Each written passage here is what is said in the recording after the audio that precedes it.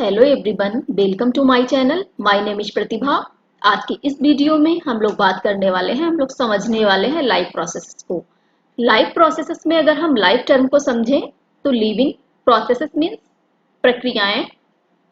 तो जो living organism होते हैं उनकी बॉडी में कुछ ऐसी प्रक्रियाएं चल रही होती हैं जो कि उनकी बॉडी को मेंटेन रखने के लिए, उनको सरवाइव करने के लिए बहुत ही इंपॉर्टेंट होती हैं। ऐसी प्रोसेसेस को कहा जाता है लाइफ प्रोसेसेस। तो चलिए देखते हैं इसके बारे में। सबसे पहले बात करते हैं हम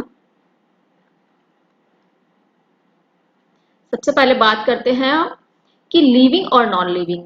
हम कैसे जानेंगे, कैसे समझेंगे कि कोई भी जानवर या फिर इंसान जीवित है या फिर नहीं है। ठीक है, तो एग्जाम्पल के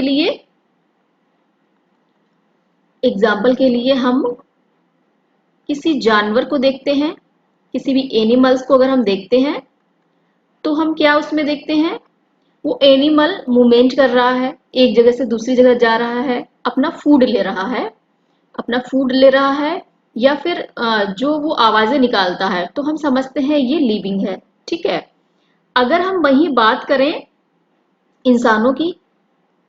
इंसानों की बात करते हैं या फिर हम ह्यूमन बीइंग्स की बात करें, ठीक है, ह्यूमन बीइंग्स की बात करते हैं हम, तो हम कैसे समझेंगे ये लिविंग है या नहीं है। तो उसमें भी क्या है, हम लोग अपना फूड ले रहे हैं, मूवमेंट कर रहे हैं, एक जगह से दूसरी जगह जा रहे हैं, तो हम कहते हैं कि लिविंग है।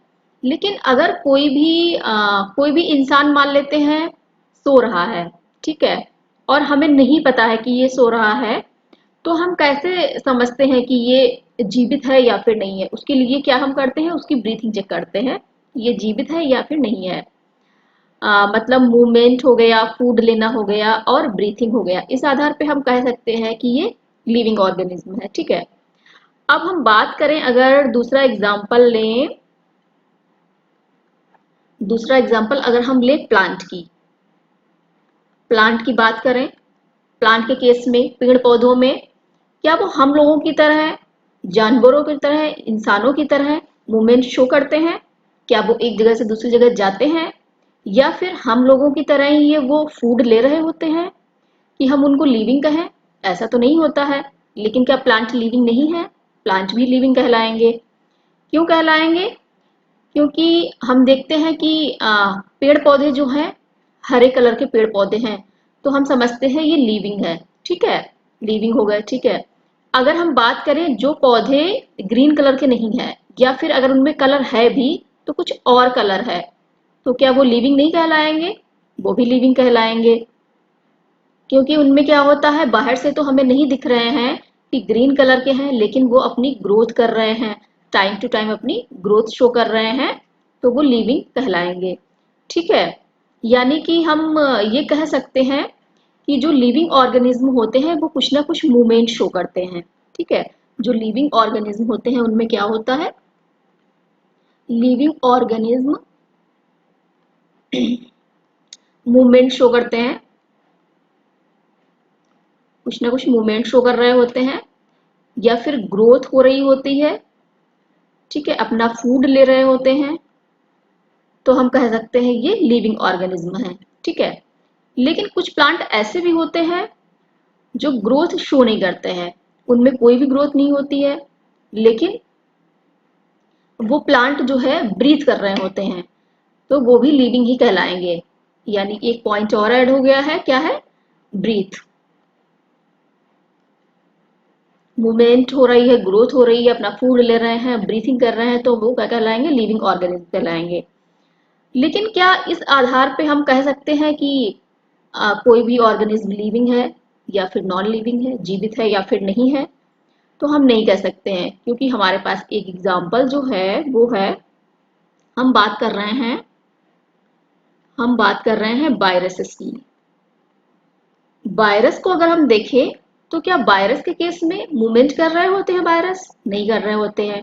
उनमें ग्रोथ हो रही होती है? नहीं हो रही होती। या फिर वो अपना फूड ले रहे होते हैं, या फिर ब्रीथिंग हो रही होती है? ये हमको कुछ दिखाई नहीं देता है, हमको ये कुछ भी दिखाई नहीं देता है कि ये हो रहा है या फिर नहीं हो रहा है। लेकिन वायरस में क्या है, ये नॉन लिविंग कहलाएंगे जब तक ये किसी भी बॉडी के अंदर एंटर नहीं करते हैं। ये किसी भी लिविंग ऑर्गेनिज्म की बॉडी के अंदर एंटर नहीं करते हैं, तब तक ये क्या कहलाते हैं, नॉन लिविंग।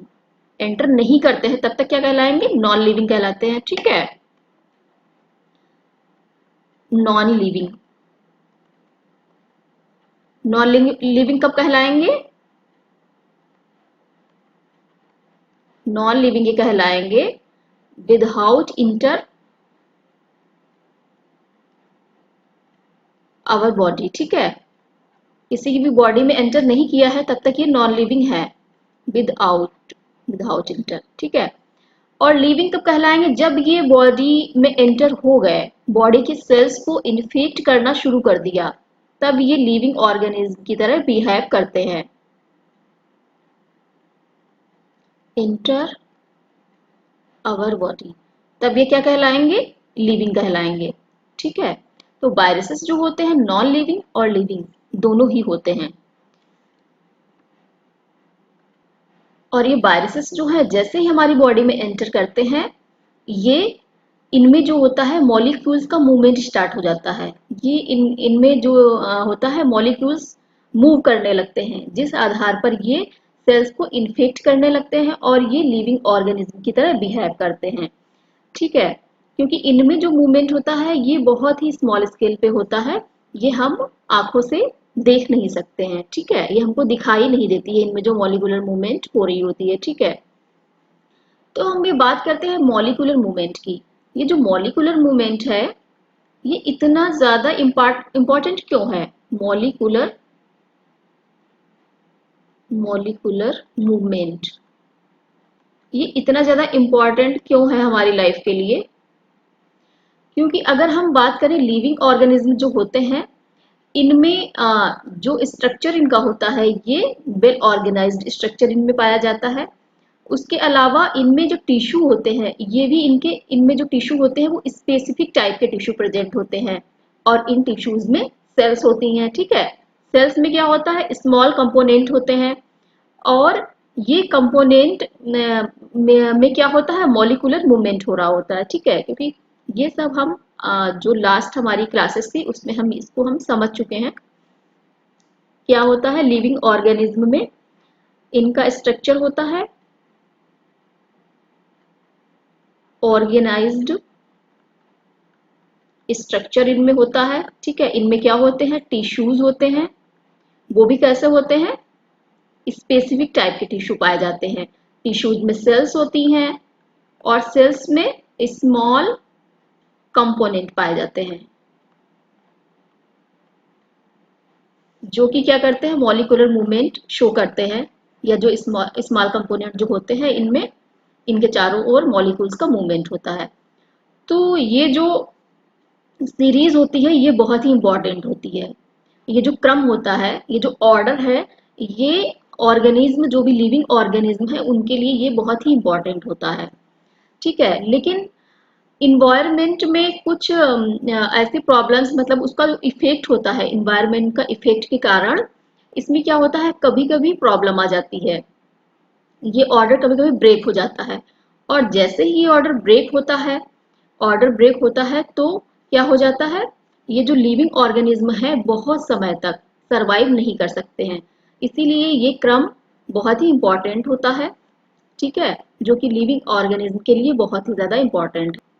तो जो ये इंपॉर्टेंट सीरीज या ऑर्डर होता है इसको मेंटेन बनाए रखना, कि ये ब्रेक ना हो, इसको मेंटेन बनाए रखना बहुत ही इंपॉर्टेंट होता है।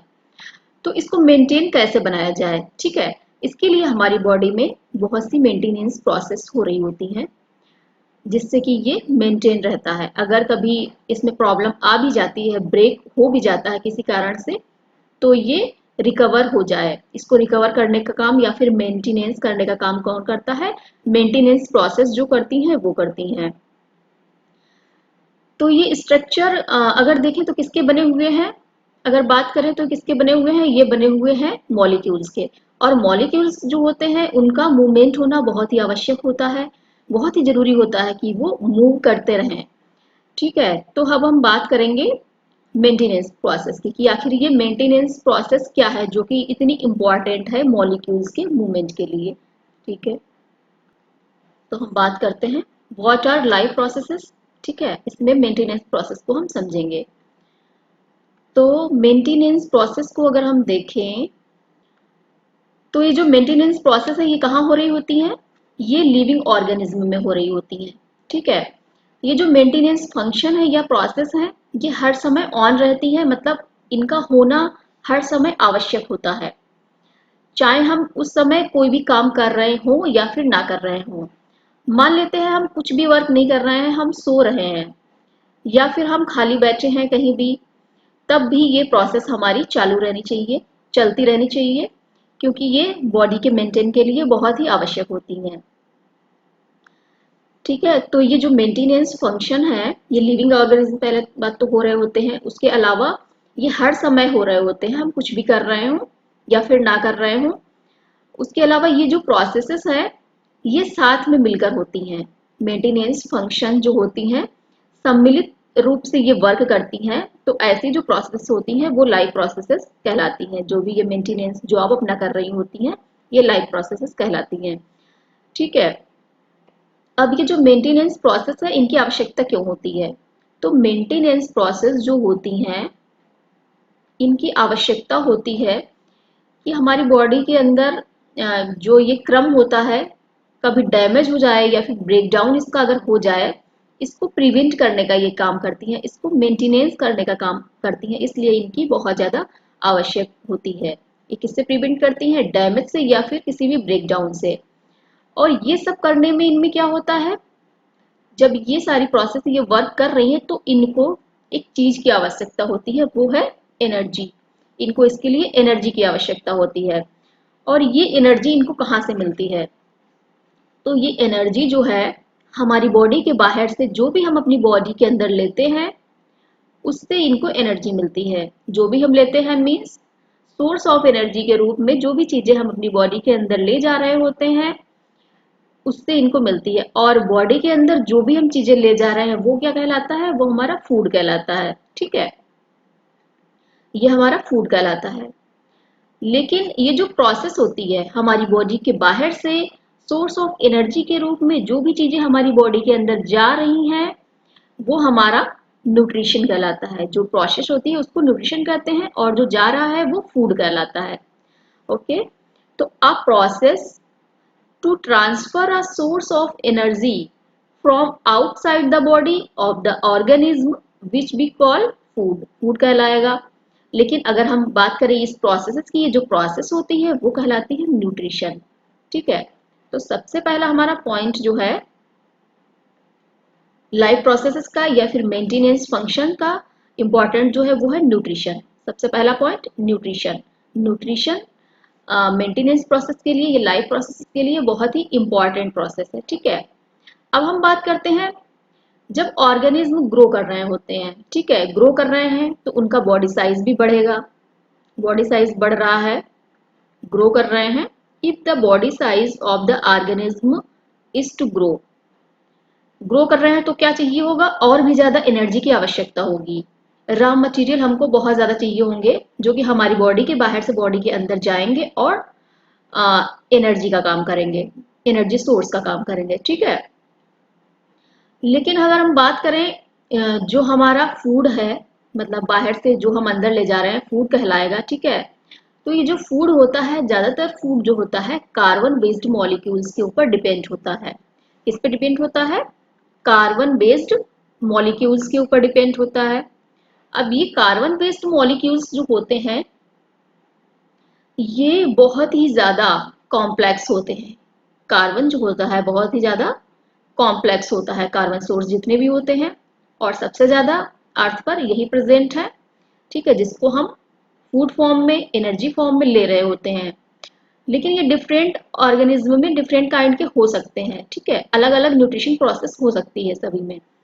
जैसे कि हम लोग फूड ले रहे हैं, फूड फॉर्म में हम लोग हरी सब्जियां ले रहे हैं, हरी सब्जियां ले रहे हैं, फल फ्रूट ले रहे हैं। ठीक है, लेकिन अगर बात करें जो एनिमल्स होते हैं, एनिमल्स क्या है, वो अपना जो फूड फॉर्म मतलब है, उनका सोर्स ऑफ एनर्जी जो है वो दूसरे ऑर्गेनिज्म के ऊपर डिपेंड है, दूसरे दूसरे ऑर्गेनिज्म को ले रहे हैं। ठीक है, तो इनमें न्यूट्रिशनल प्रोसेस जो है वो अलग अलग हो सकती है। ह्यूमन बींग्स में अलग है, प्लांट के केस में देखें कुछ अलग होगी, एनिमल्स के केस में कुछ अलग होगी। ये हो सकती है, अलग अलग वेरी कर सकती है। तो आउटसाइड सोर्स जो होते हैं एनर्जी के, वो वेरी कर सकते हैं। ठीक है, अब इन्वायरमेंट की बात करें, क्या इन्वायरमेंट हमारे कंट्रोल में है? हमारे कंट्रोल में नहीं है इन्वायरमेंट। ठीक है, तो ये जो सोर्स ऑफ एनर्जी होते हैं, इनको हमारी बॉडी के अंदर बिल्टअप करने के लिए या फिर इनका जो ब्रेक डाउन होता है वो करने के लिए एनर्जी की आवश्यकता होती है, सोर्स ऑफ एनर्जी की आवश्यकता होती है। तो इनमें क्या होता है, मॉलिक्यूल्स का मूवमेंट होता है, इनमें होता है मॉलिक्यूल्स का मूवमेंट। और सोर्स फॉर्म में हम जो भी ले रहे होते हैं वो बहुत ही कॉम्प्लेक्स फॉर्म होता है। अब ये जो कॉम्प्लेक्स फॉर्म है, इसको कन्वर्ट करना होता है सिंपलर फॉर्म में, क्योंकि हमको एनर्जी चाहिए। हमने अपना फूड लिया तो हम लोग समझते हैं हमने फूड ले लिया, हमको एनर्जी मिल गई, लेकिन बॉडी के अंदर क्या होता है, ये जो फूड गया है जो कि कॉम्प्लेक्स फॉर्म में है, इसको सिंपलर फॉर्म में कन्वर्ट करना होता है। इसको क्या करना होता है, सिंपलर फॉर्म में इसको कन्वर्ट करना होता है। तो इसके लिए हमारी बॉडी के अंदर कुछ रिएक्शंस चल रही होती हैं। इसके लिए क्या होता है, कुछ रिएक्शंस चल रही होती हैं, जिससे जो हमारा फूड है, जिसको हमने सोर्स ऑफ एनर्जी के रूप में लिया है, वो उससे हमको एनर्जी मिल सके, उससे हमको एनर्जी मिल सके। ठीक है, क्या चल रहा होता है, केमिकल रिएक्शंस इसमें चल रही होती हैं। अब इन केमिकल रिएक्शन क्यों चल रही होती, केमिकल रिएक्शन, क्योंकि जो कॉम्प्लेक्स फॉर्म में है, फूड हमारा किस फॉर्म में है, कॉम्प्लेक्स फॉर्म में है, जब तक ये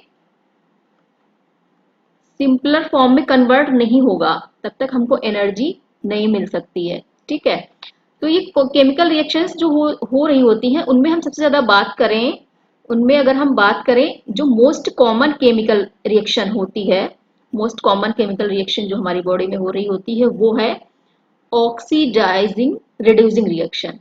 ये है ऑक्सीडाइजिंग रिड्यूसिंग रिएक्शंस। ये बहुत ही कॉमन रिएक्शंस है, और ये क्या वर्क करती है, ये मॉलिक्यूल्स को ब्रेक डाउन करने का काम करती है। जो कॉम्प्लेक्स मॉलिक्यूल्स होते हैं उनको ये सिंपल बनाने का काम करती है, उनको तोड़ने का काम करती है, ब्रेक कर देती है।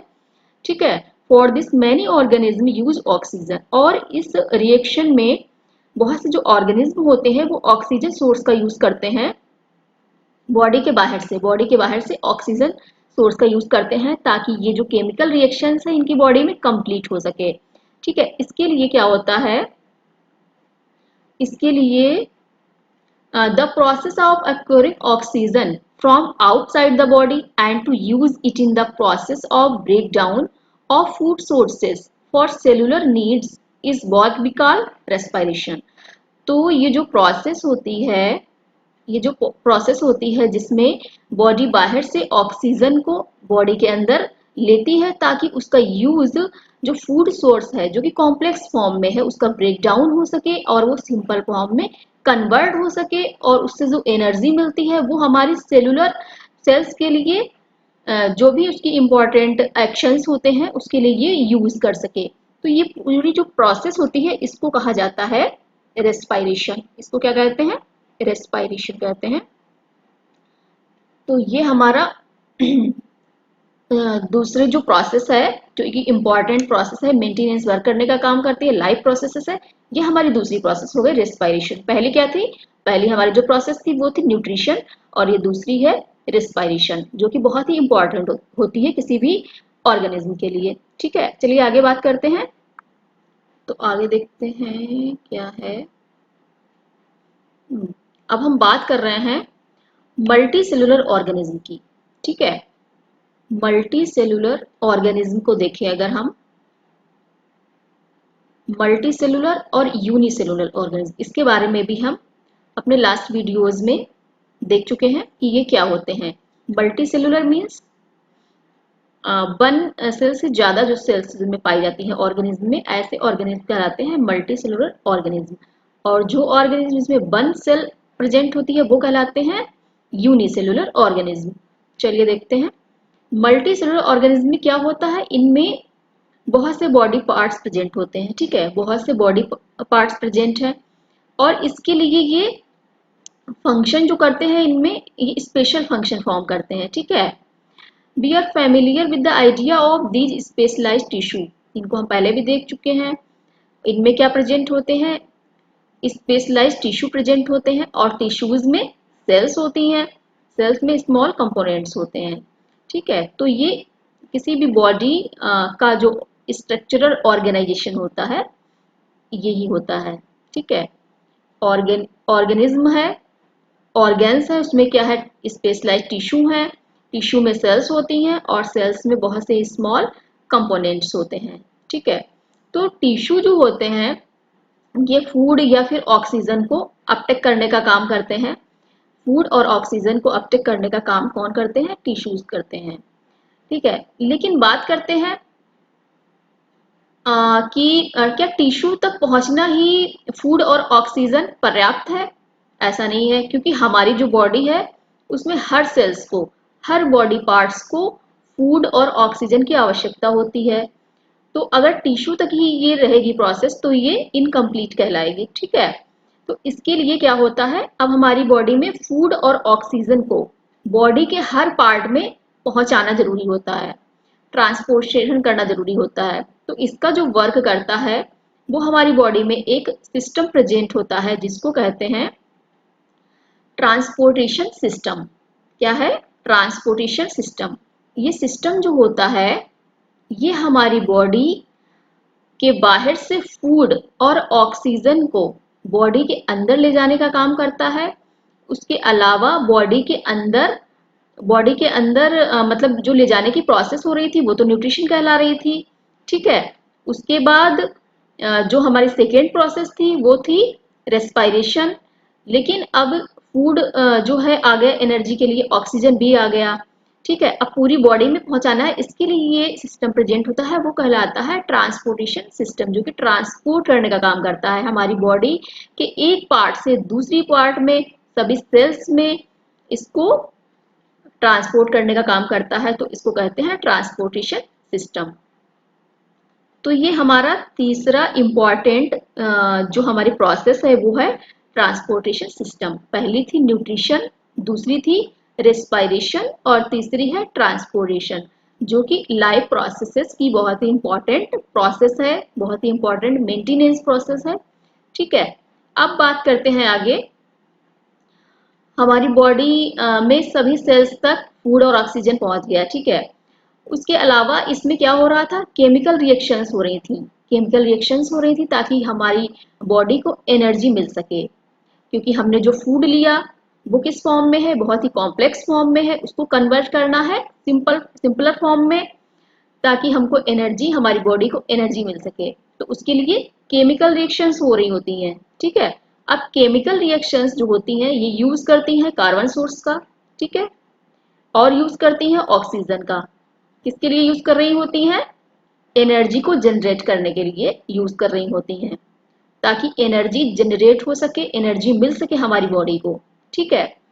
तो ये केमिकल रिएक्शंस करने में इनमें क्या होता है, बहुत से बाई प्रोडक्ट क्रिएट होते हैं, इनमें बहुत से बाई प्रोडक्ट या फिर हम कह सकते हैं वेस्टेज प्रोड्यूस हो जाते हैं केमिकल रिएक्शंस में। तो ये बाई प्रोडक्ट या फिर वेस्ट मटेरियल्स जो होते हैं, अब इनको बॉडी के अंदर हमें नहीं रखना है, इनको बॉडी से बाहर निकालना बहुत ही आवश्यक होता है। क्यों आवश्यक होता है, क्योंकि ये जो वेस्टेज होते हैं जो कि बाई प्रोडक्ट हैं केमिकल रिएक्शन से रिलीज हुए हैं, ये हमारी बॉडी के लिए यूजलेस होते हैं, इनका हमारी बॉडी के अंदर कोई भी काम नहीं होता है, ठीक है। उसके अलावा ये हमारी बॉडी के लिए बहुत ही हार्मफुल होते हैं, ये हमारी बॉडी के लिए बहुत ही हार्मफुल होते हैं, ठीक है। तो इनको हमारी बॉडी से बाहर निकालना बहुत जरूरी होता है। इसके लिए हमारी बॉडी में एक सिस्टम प्रेजेंट होता है या एक प्रोसेस होती है, उसको कहते हैं एक्सक्रीशन। क्या कहलाती है, एक्सक्रीशन, जिसके थ्रू हमारी बॉडी के अंदर जो भी वेस्टेज है, जो भी बाई प्रोडक्ट बने हुए हैं वो बॉडी के बाहर निकल जाते हैं। तो ये हमारा जो इम्पोर्टेंट सिस्टम या फिर इम्पोर्टेंट जो प्रोसेस है क्या है, एक्सक्रीशन। पहली थी न्यूट्रिशन, दूसरी रेस्पायरेशन, तीसरी ट्रांसपोर्टेशन एंड चौथी एक्सक्रीशन।